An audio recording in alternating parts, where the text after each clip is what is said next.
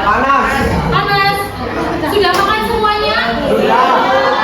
Ada yang puasa hari Kamis? Saya. Oke, sebelum kita mulai pelajaran hari ini, sebaiknya kita berdoa dulu, membaca surat Al-Fatihah dan sholawat Rasul seperti biasa. Boleh dipimpin ketua kelasnya? Silakan. Sholawat dulu. Galak-galak. Kau udah tidak.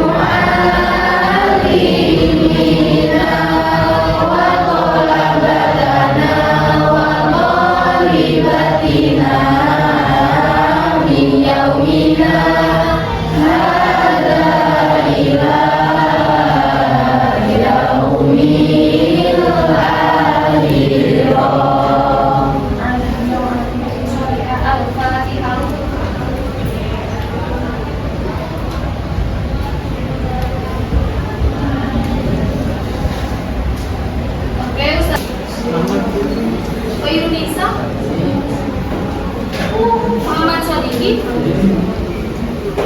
Muhammad Rafa, Muhammad Lita, Muhammad Tirza, Muhammad Nazim, Nikita, Konita, Ilhani, Raffi Azaya, Afif,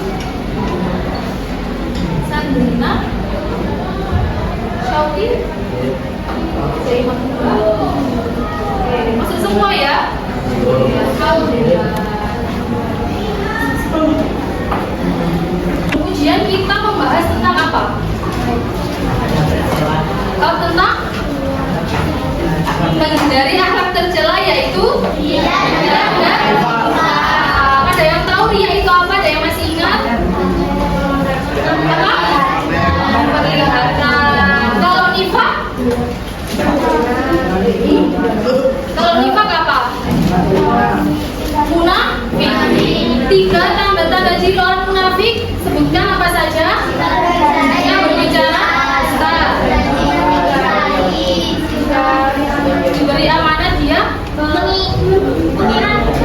jika dia nanti. Oke, masih apa? UTS-nya kemarin bagus-bagus nilainya. Oke, bagus-bagus ya semuanya. Sekarang dibuka modulnya bab baru, yaitu adab membaca Al-Quran dan berdoa. Bawa kalian semuanya? Oke, silakan dibuka halaman 54. Halaman 54. Sudah dibuka atau bacaan? Dibaca atau bacaan, atau kumpulan dari beberapa sumber atau hukum yang dikumpulkan menjadi satu. Sedangkan secara syariat, Al-Quran adalah kalamullah yang diturunkan kepada Rasulnya dan penutup para nabi. Siapa penutup para nabi? Nabi Muhammad SAW. Yang mana di dalam Al-Quran itu diawali oleh surat Al-Fatihah dan diakhiri oleh surat An-Nas. Jadi ada yang tahu berapa surat di dalam Al-Quran? 114, yaitu yang diawali oleh surat pertama yaitu Al-Fatihah dan diakhiri oleh diakhiri oleh surat An-Nas, yaitu surat ke-114.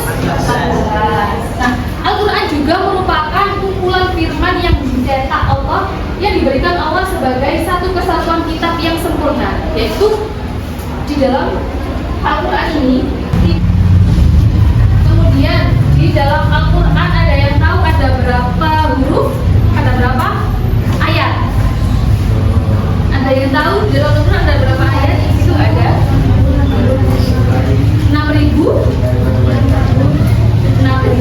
6.236. Jadi di dalam satu Al-Quran itu terdapat 6.236. Kemudian ada yang tahu berapa tahun, berapa bulan, berapa hari Al-Quran diturunkan? Kan Al-Quran itu tidak diturunkan secara langsung, tapi berangsur-angsur. Ada yang tahu berapa? Sudah pernah belajar? 22 tahun, 2 bulan, 22 hari. Jadi Al-Quran itu diturunkan secara berangsur-angsur selama 22 tahun, 2 bulan, 22 hari. Sudah paham? Dari sini? Oke. Nah, Al-Quran itu juga harus dijaga kesuciannya, baik isi maupun mushafnya. Jadi baik isi dalam Al-Quran atau mushafnya. Di sini ada Al-Quran? Boleh pinjam? Ada yang ada artinya?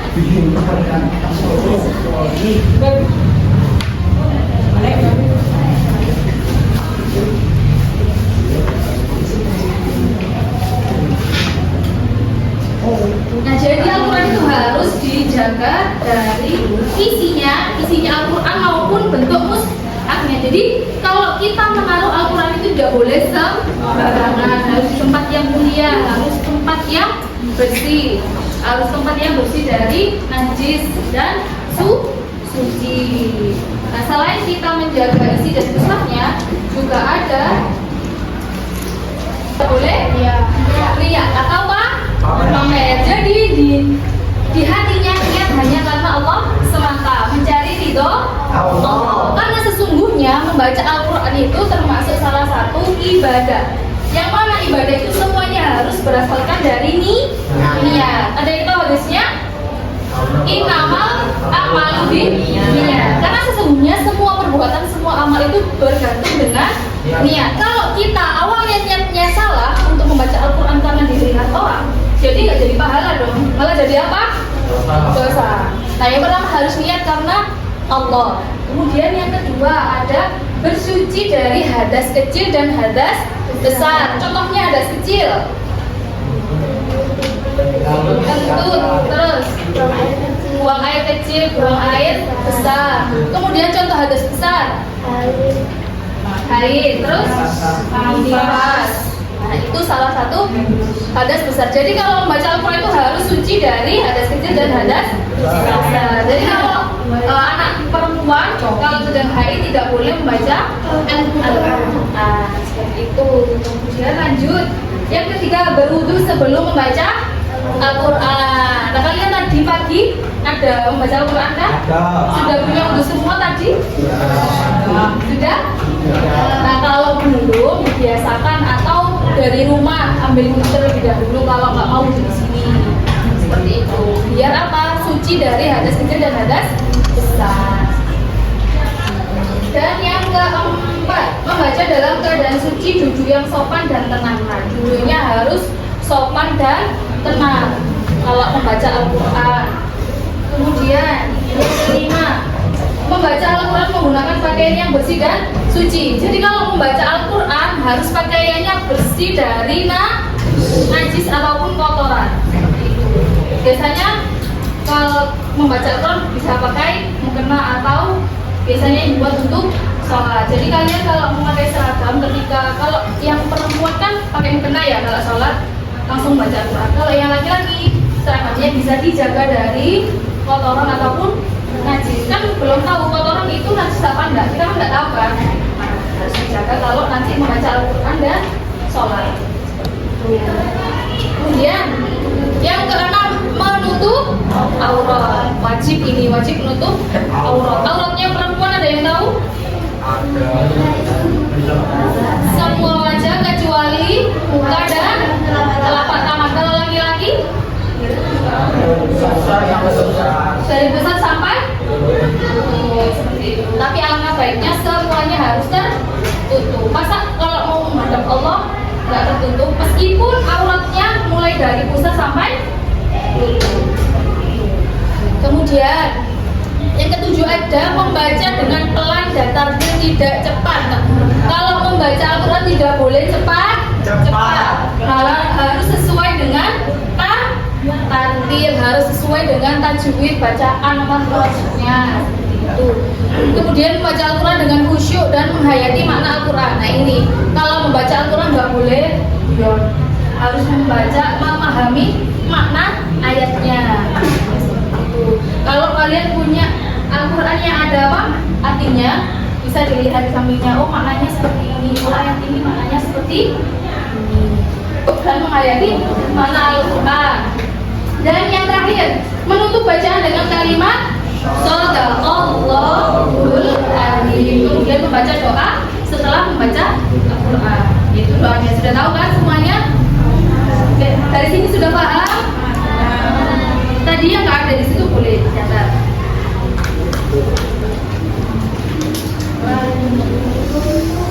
Maka setiap huruf yang kita baca itu akan dinilai 10 pahala atau 10 kebaikan. Nah, bayangkan jika satu huruf 10 di dalam satu Al-Quran berapa ribu?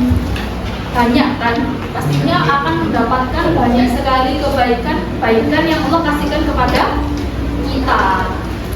Kemudian yang kedua, menjadikan hati tenang jika membaca sembari dihayati perlahan dari ayat Al-Quran. Jadi kalau baca Al-Quran itu membuat hati kita tenang. Kalau ada masalah, kalau ada apa masalah-masalah itu bisa membaca Al-Quran membuat hati tenang. Ada yang pernah merasakan? Kalau membaca Al-Quran itu hatinya tenang, terus lupa sama masalah-masalah, pikiran-pikiran. Kalau membacanya dengan khusyuk dan dihayati.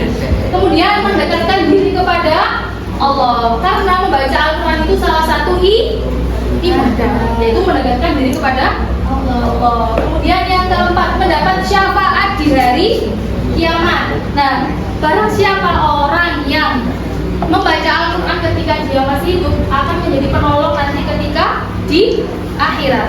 Jadi bacaan-bacaan Al-Quran yang kita baca di dunia, yang kita baca ketika masih hidup, menjadi penerang kita di alam kubur dan menjadi syafaat nanti pertolongan kita ketika hari kiamat. Karena di kiamat pasti dikumpulkan semua di padang mahsyar.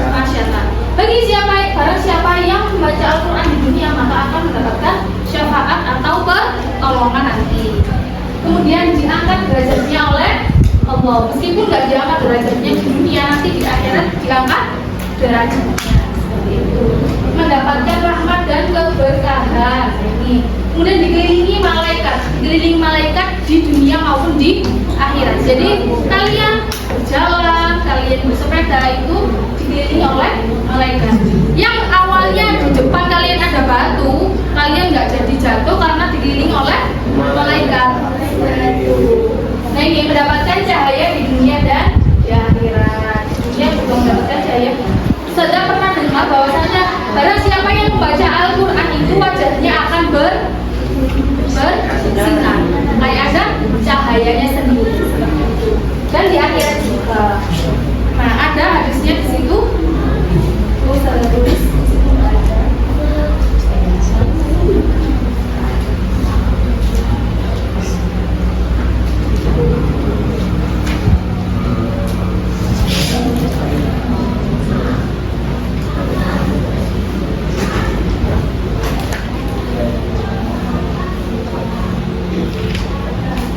Nah, di sini di modul itu tuh.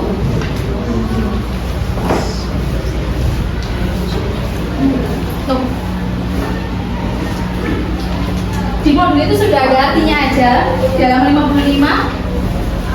Nabi Sallallahu Alaihi Wasallam itu bagaimana sabda Nabi, sebaik-baiknya kamu adalah orang yang mempelajari Al-Quran dan mengajarkannya. Di atas, lah ini hadisnya.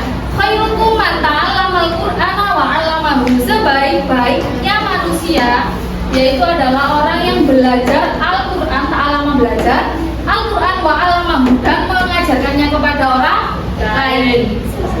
Itu sabda dari Nabi Muhammad SAW. Dari sini sudah paham? Keras yang semangat. 1, 2, 3. Di sini Quran, di sana Quran, di mana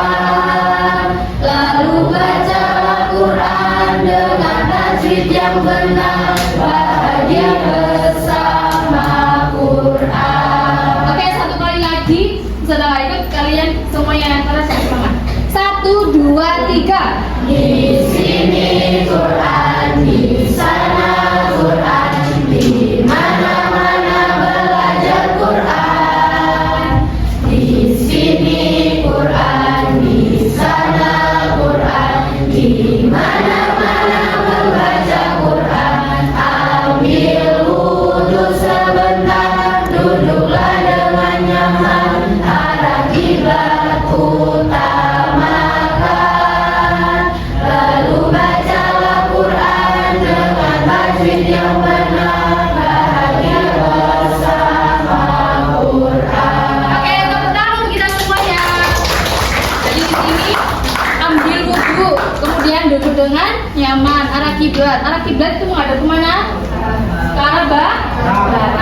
Lalu baca dengan tajwid yang benar. Kemudian berdoa ini juga memberikan makna kepada kita bahwa kita itu hanyalah manusia biasa, manusia yang rendah, yang lemah, tidak memiliki daya dan upaya apabila Allah tidak memberikan karunia kepada kita. Jadi kalau kita ini nggak ada apa-apanya, kita itu hanya manusia lemah yang tidak bisa apa-apa kecuali dengan pertolongan Allah. Jadi kita tidak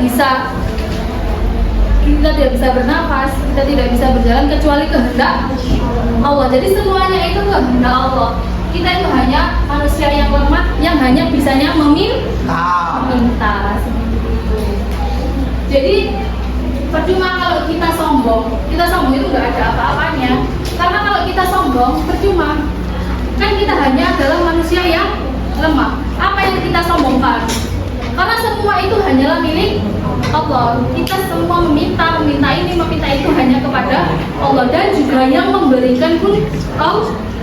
Tapi tidak bisa memberikan secara langsung, akan tapi melalui perantara. Kemudian lanjut, nah ini adab berdoa kepada Allah. Itu juga ada tapi sedikit. Ini bisa ditambahkan. Yang pertama, memulai dan menutup doa dengan memuji Allah dan bersolawat kepada Nabi Muhammad. Contoh bacaan memuji Allah itu apa? Subhanallah, alhamdulillah. Ya, dan bersolawat kepada Nabi Muhammad. Gimana solawat kepada Nabi Muhammad? Allahumma sholli ala sayyidina Muhammad. Ketika berdoa itu diawali dengan memuji Allah dan bersolawat kepada Nabi, bersolawat kepada Nabi. Kemudian yang kedua, bersungguh-sungguh dan merendahkan, dengarkan, bersungguh-sungguh dan merendahkan suara ketika berdoa dan berharap doanya dikabulkan. Jadi kalau berdoa itu harus bersungguh-sungguh. Biasanya memejamkan mata sendiri banget, kemudian berharap apa? Berharap doanya dikabulkan. Jadi seperti Allah pengen apa contohnya? Pengen pintar, pengen apa lagi? Pengen sukses. Nah, minta sama Allah, berharap doanya dikabulkan, tapi harus bersungguh-sungguh. Kemudian sebelum berdoa dan menghadap ke Allah, hendaknya seseorang bertobat terlebih dahulu. Ini harus tobat terlebih dahulu, harus suci hatinya. Seperti itu, baru berdoa dan menghadap kepada Allah. Nih, berdoa dengan rasa takut dan penuh harap. Berdoa dengan rasa takut itu apa sih? Takut doanya tidak dikabulkan, takut doanya tidak diterima. Absen 7 sampai absen 11, 12, kelompok 4, absen 13 sampai absen 18 sampai 18 kelompok 3, absen 19 sampai 24 kelompok 4 sampai kelompok 2 ya. Kemudian absen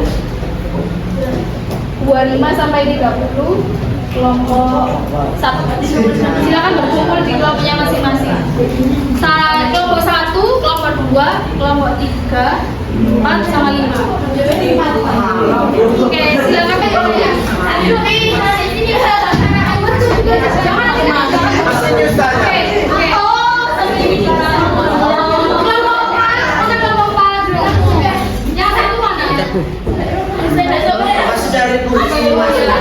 Ayo mas. Ayo sih itu.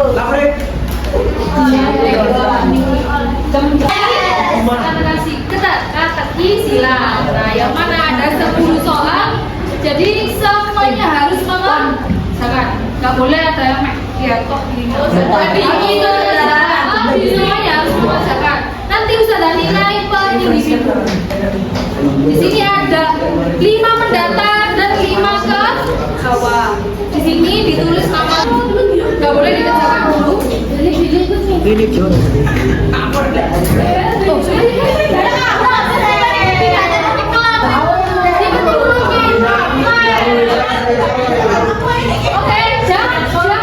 dikerjakan dulu.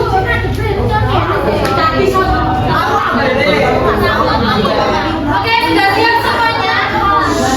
Sudah siap? Ustaz mulai dari sekarang. Silakan.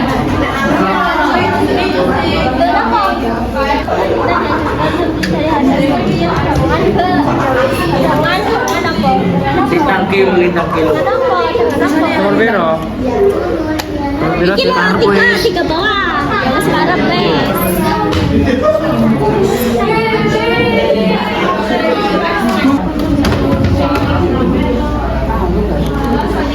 Kak cukup. Aku rek. Kau usah guys. Ya apaan sih? Kenapa kami?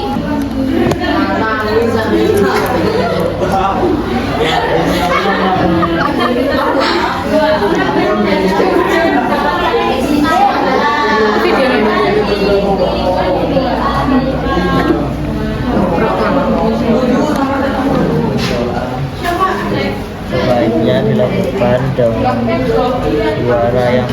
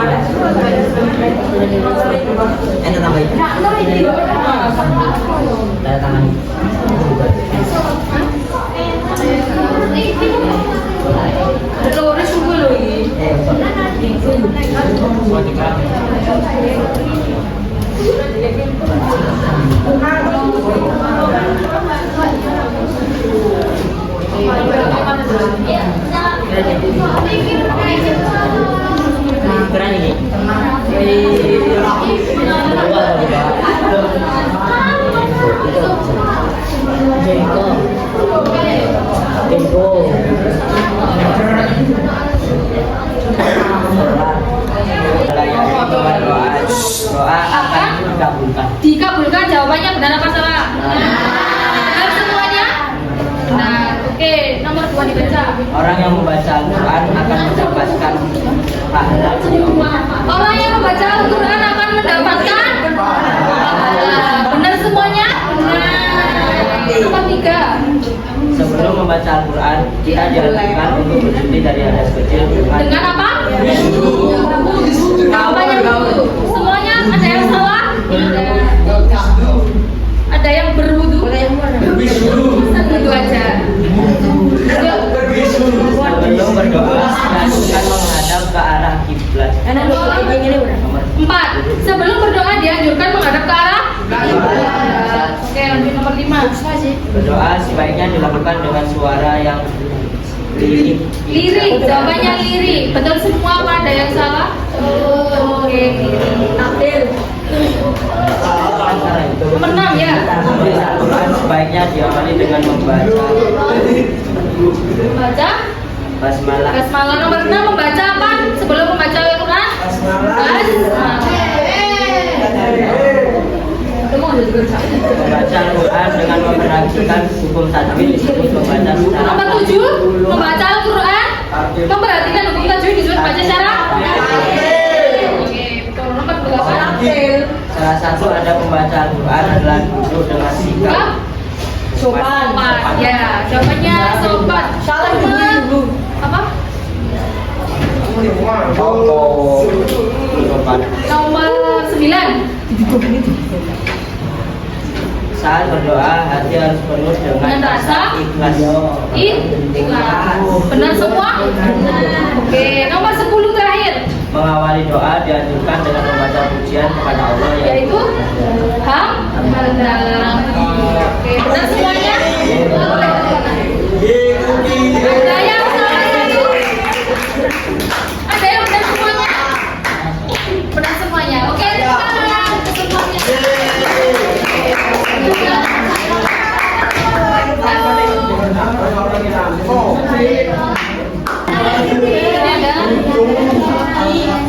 ya kami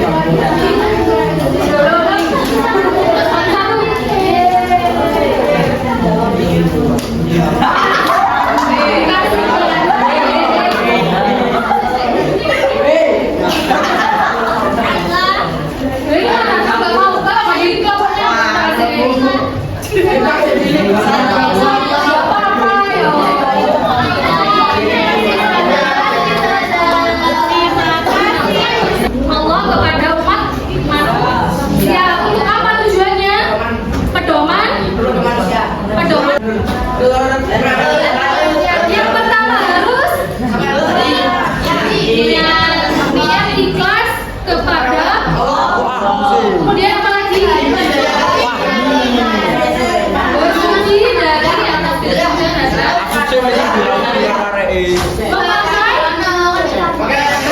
Memakai pakaiannya suci dan bersih. Kemudian kalau membaca Al-Quran berhadap kemana? Terus harus menutup membacanya dengan sesuai dengan tajwidnya, makhrajnya panjang pendek.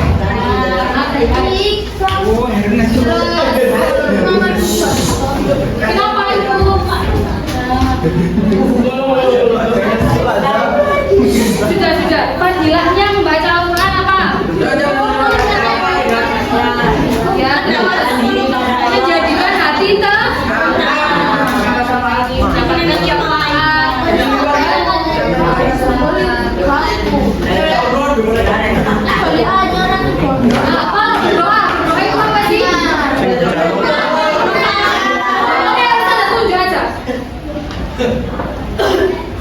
sekarang tanggal berapa?